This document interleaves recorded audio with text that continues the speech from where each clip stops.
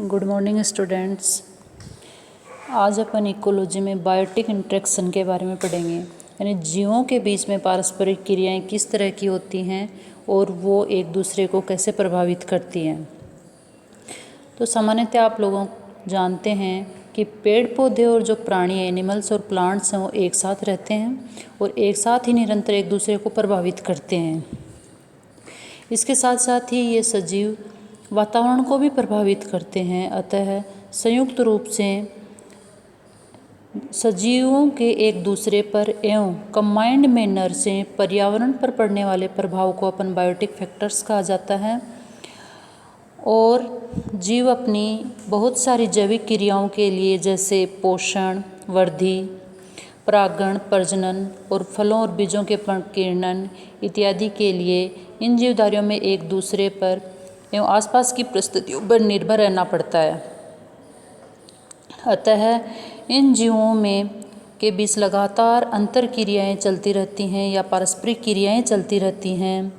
सजीवों के बीच ये जो क्रियाएँ हैं उनमें एक दूसरे के लिए वो लाभदायक भी हो सकती हैं और हानिकारक भी हो सकती हैं, और कुछ क्रियाएँ हैं वो न्यूट्रल भी हो सकती हैं जिसमें किसी को नुकसान या लाभ नहीं होता है। अतः अपन कह सकते हैं कि सजीव हैबिटेट के जो सजीवों का जो हैबिटेट है उसका पॉपुलेशन पर पड़ने वाला प्रभाव क्रिया है, ठीक है, और पॉपुलेशन का उसके आवास पर पड़ने वाला प्रभाव प्रतिक्रिया है।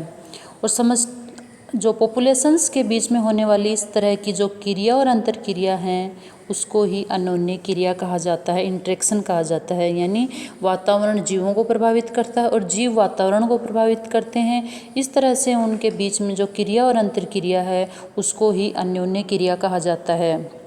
कुछ साइंटिस्ट हैं जिन्होंने इनके बारे में इनके कुछ नाम दिए हैं, जैसे डीबेरी है। डीबेरी ने सिम्बायोसिस शब्द दिया, उसमें उन्होंने बताया कि दोनों प्रजातियों को लाभ होता है और हानि किसी को भी नहीं होती। इसी तरह से ओडम ने सजीवों में होने वाले इंटरेक्शन को दो तरह का बताया, जो पॉजिटिव नेगेटिव इंटरेक्शन कहलाता है। और इसके लिए एक अपन तालिका बनाकर इनका अध्ययन करेंगे।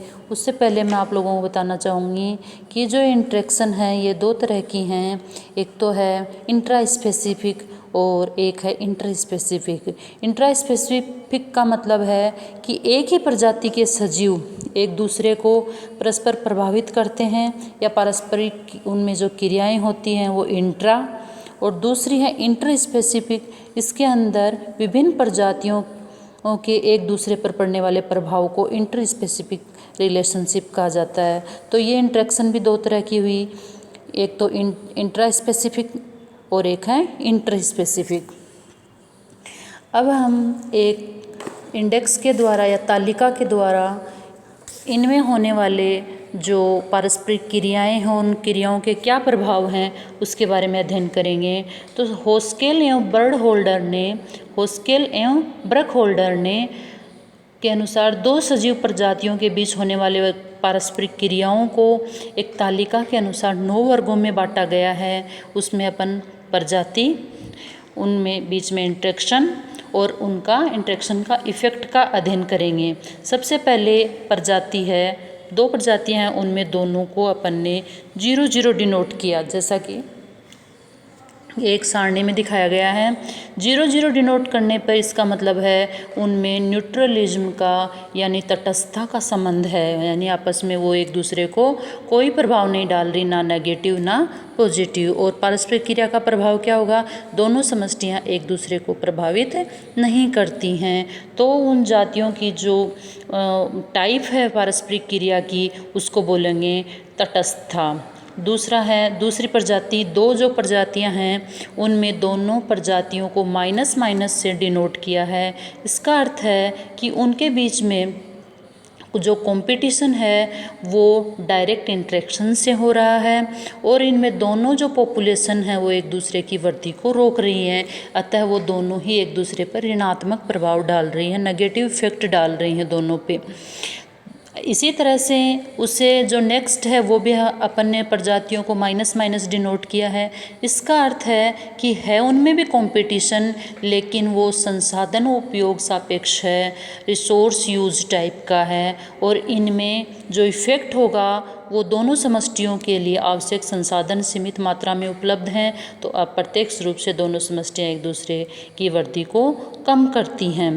तीसरा है, इससे नेक्स्ट है अमेंसेलिज्म, जिसमें एक नेगेटिव और एक जीरो। इसका मतलब है कि एक तो न्यूट्रल है, एक पे कोई प्रभाव नहीं पड़ता, और दूसरी प्रजाति है वो नेगेटिव इफेक्ट डाल रही है, और इसका जो टाइप है इंटरेक्शन का उसको अमेंसेलिज्म कहते हैं। इसमें एक समष्टि की वृद्धि रुक जाती है और दूसरी पॉपुलेशन पर कोई भी प्रभाव नहीं पड़ता। इससे नेक्स्ट है कॉमेंसलिज्म। कॉमेंसलिज्म का मतलब है एक पे प्लस और एक पे जीरो। प्लस जीरो का जो इफेक्ट है उसमें एक पॉपुलेशन लाभान्वित होती है, इसका मतलब वो प्लस है, और दूसरी अप्रभावित रहती है, न्यूट्रल रहती है, इसे किसी प्रकार का लाभ या हानि नहीं होती है। तो इस तरह का जो संबंध है उसको होस्केल और बर्कहोल्डर ने प्लस और जीरो का संबंध बताया है। नेक्स्ट है पैरासिटिज्म, जिसमें एक प्लस और एक माइनस आता है। प्लस और माइनस जो दो पॉपुलेशन हैं उनमें एक पॉपुलेशन पैरासाइट और दूसरी पॉपुलेशन होस्ट होती है। यहाँ जो पैरासाइट है वो परपोषी पर पूर्णतः निर्भर रहता है और इसे हानि पहुँचाकर स्वयं लाभान्वित होता है, तो उसको लाभ होगा पैरासाइट को, और होस्ट को क्या होगी, हानि होगी। अतः इस तरह का जो संबंध है उसको कहते हैं पैरासिटिज्म। नेक्स्ट है प्रीडिटेशन। उसमें प्लस माइनस का जो संबंध है जातियों में, उसमें एक पॉपुलेशन प्रीडिटर और दूसरी प्रे होती है, और जो प्रीडिटर है वो प्रे से बड़ा होता है और वह इसे हानि पहुंचाता है। मतलब एक शिकार और शिकारी का जो संबंध होता है उसको प्रीडिटेशन कहते हैं। इसमें एक को जो शिकार है उसको हानि होगी, जो शिकारी है उसको लाभ होगा। तो इस तरह का जो संबंध है वो प्लस माइनस। तो प्लस माइनस के संबंध यहाँ पे दो हो गए, एक तो पैरासिटिज्म और दूसरा है प्रीडिटेशन। तो पैरासिटिज्म के अंदर क्या होगा, एक पैरासाइट और एक होस्ट होंगे, और जो प्रीडिटेशन है इसके अंदर एक प्रीडिटर और एक प्रे होगा। इससे नेक्स्ट है प्रोटोकॉर्पोरेशन। प्रोटोकॉर्पोरेशन जो संबंध है उसमें दोनों पॉपुलेशन पारस्परिक क्रिया में लाभदायक होती हैं, लेकिन ये भागीदारी सजीवों के लिए ज़रूरी नहीं है। यानी प्रोटोकॉर्पोरेशन क्या है, इसमें दोनों प्रजातियों को लाभ होगा, लेकिन वो साथ ही रहें ऐसा ज़रूरी नहीं है। जब वो साथ होंगे तो एक दूसरे को लाभान्वित करेंगे, अगर वो साथ नहीं रहेंगे तो भी वो जीवित रह सकते हैं। तो इस तरह का जो संबंध है वो प्रोटोकॉर्पोरेशन है। और लास्ट है वो है म्यूचुअलिज्म। म्यूचुअलिज्म में दोनों का प्लस का संबंध है, प्लस प्लस पॉपुलेशन है, और उनमें जो इंटरेक्शन है वो दोनों समष्टियों के लिए अत्यंत ही आवश्यक और लाभदायक है। यानी उसमें दोनों का साथ रहना बहुत ज़रूरी है। अगर वो दोनों एक दूसरे के साथ नहीं रहेंगे तो वो जीवित नहीं रहेंगे। जैसा आप लोगों को एक उदाहरण बताती हूँ लाइकेन का। लाइकेन में फंगस और जो एल्गी है उन दोनों का साथ रहना ज़रूरी है। अगर वो उन दोनों को एक साथ नहीं रखेंगे तो उनका कोई अस्तित्व नहीं होगा। तो इस तरह का जो संबंध है वो है म्यूचुअलिज्म। अब अपन यहाँ पे आप लोगों को नीचे दिखाया गया कि जीरो किसको डिनोट करता है, प्लस किसको डिनोट करता है और माइनस किसको डिनोट करता है। अब ये इस तालिका के अंदर जितने भी अपन ने पारस्परिक क्रियाओं के टाइप पढ़े, इंटरेक्शन के और प्रजातियाँ और उनका प्रभाव पढ़ा, इनको अपन उदाहरण सहित आगे पढ़ेंगे।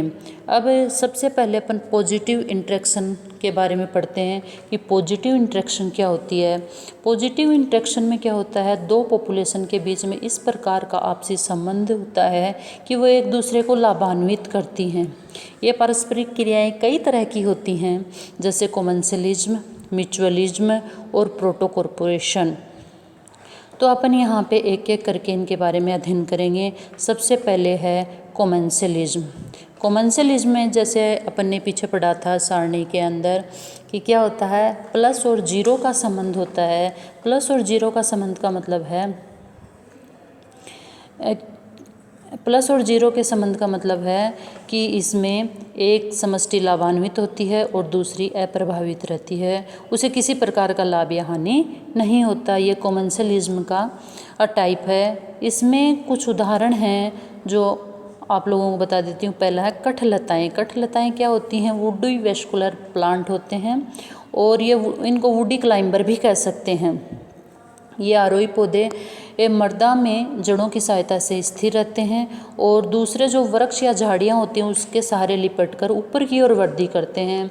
और इनको ऊपर चढ़ने के लिए किसी सहारे की ज़रूरत होती है, कोई सपोर्ट की ज़रूरत होती है। फॉर एग्जाम्पल है टिनोस्पोरा और बोहिनिया। तो इसमें जो ये कठलताएँ होती हैं वैसे तो ये स्वपोषी होती हैं, अपना पोषण खुद बनाती हैं, लेकिन ये ऊपर जाने के लिए, यानी ये जब जो उष्णकटिबंधीय वन है उनमें वो जो बड़े प्लांट हैं वो नीचे वाले प्लांट को एक तरह से ढक लेते हैं, तो नीचे प्रकाश एवं वायु की कमी के कारण ये ऊपर की ओर जाती हैं।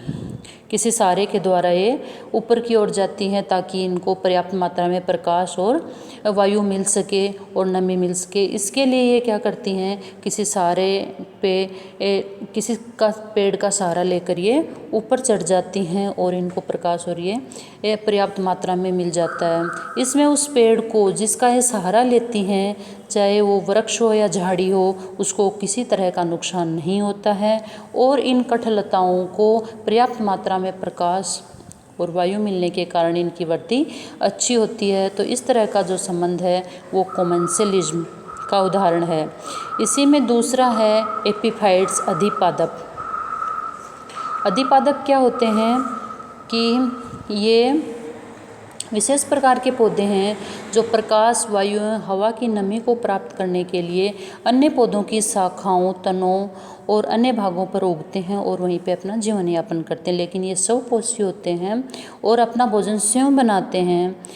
ये उष्णकटिबंधीय वर्षावनों में पाए जाते हैं और इसके कुछ उदाहरण हैं जैसे आर्किडेसी, एरेसी, एस्क्लेपिडिएसी इत्यादि कुलों के अंदर जो पौधे आते हैं वो इसमें आते हैं एपिफाइट्स में। ये क्या करते हैं, ये किसी भी जो प्लांट होता है उसके तने के ऊपर उग जाते हैं और इनमें दो तरह की मूल निकलती हैं। एक तो होती हैं इनकी क्लीनिंग मूल और दूसरी होती हैं इनकी आर्द्रताग्राही जड़ें। आर्द्रताग्राही जड़ें जो होती हैं उनमें वेलामेन ऊतक पाया जाता है, जिससे ये वायुमंडल से ही आर्द्रता ग्रहण कर अपने पानी की पूर्ति करती हैं और पानी और खनिज लवणों की पूर्ति करती हैं। और इनकी ये जो आरोही मूल या इनको क्लीनिंग मूल कहते हैं, इन जड़ों के द्वारा ये उस पेड़ से, उसके तने से चिपकी रहती हैं, जो सहारा प्रदान करती हैं। इस तरह से उस प्लांट पे उगकर ये एक तरह से जो एपिफाइट प्लांट हैं वो आसानी से अपना जीवन यापन करते हैं, लेकिन उस प्लांट को किसी तरह का नुकसान नहीं होता क्योंकि ये स्वपोषी होते हैं और अपना पोषण खुद बनाते हैं। इसके साथ ही अपन इसके कुछ और उदाहरण पढ़ सकते हैं कोमेंसलिज्म के, जैसे कुछ पेड़ों पर रहने वाली गिलहरी, चिड़िया, बंदर, सांप, चूहे, ये वृक्षों से जो संबंध रखते हैं वो भी एक तरह का कोमेंसलिज्म का ही उदाहरण है। इसके साथ ही एक उदाहरण है कुछ जीवाणु, कवक और जो एल्गी हैं वो अन्य पौधों के ऊतकों में एपिफिटिक या एंडोफिटिक रूप में पाई जाती हैं। जैसे एक उदाहरण बताती हूँ, कोलियोकीट जो सवाल है वो जलीय पौधों के बाहर व भीतर पाया जाता है, तो इनका जो संबंध है वो भी कोमेंसलिज्म का ही उदाहरण है। इस तरह अपन ने आज एक इंट्रैक्शन पढ़ी है कोमेंसलिज्म। तो इसके आगे अपन पढ़ेंगे पॉजिटिव में म्यूचुअलिज्म और प्रोटोकॉर्पोरेशन। तो जो कोमेंसलिज्म जो है उसमें प्लस और जीरो का जो संबंध है वो कुछ उदाहरणों के द्वारा आपको बताया है कि कोमेंसलिज्म में प्लस और जीरो, जिसमें एक को फ़ायदा और दूसरे को कोई फ़र्क नहीं पड़ता, ना नुकसान ना फ़ायदा, यानी जो न्यूट्रल रहते हैं। इस तरह का संबंध आप लोगों को बताया गया। धन्यवाद।